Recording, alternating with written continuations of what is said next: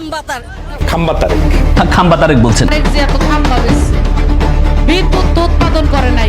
BNP chairperson ও বর্তমান প্রধানমন্ত্রী তারেক রহমানকে খাম্বা তারেক বলে ব্যঙ্গ করছে বিরোধী দলীয় নেতারা।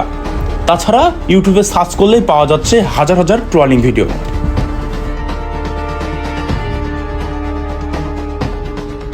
মূলত 2001 থেকে 2006 সাল সময়ে যখন ক্ষমতায় ছিল বাংলাদেশ ন্যাশনাল পার্টি সরকার, তখন প্রধানমন্ত্রী ছিলেন খালেদা জিয়া। তখন দেশের বিভিন্ন জায়গায় বিদ্যুৎ প্রকল্পের আওতায় অনেক বৈদ্যুতিক খুঁটি এবং খাম্বা বসানো হয়।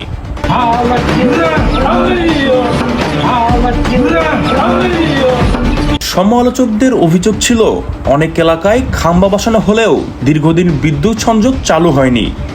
সেই ঘটনা ঘিরেই বিরোধী মহল ও সমালোচকদের মধ্যে খাম্বা তারেক নামে ব্যঙ্গাত্মক ও সম্বোধনটি পরিচালিত হয়ে যায়। যদিও বিএনপি নেতারা বরাবরই দাবি করে আসছেন এইসব অভিযোগ রাজনৈতিক উদ্দেশ্য প্রযোজিত।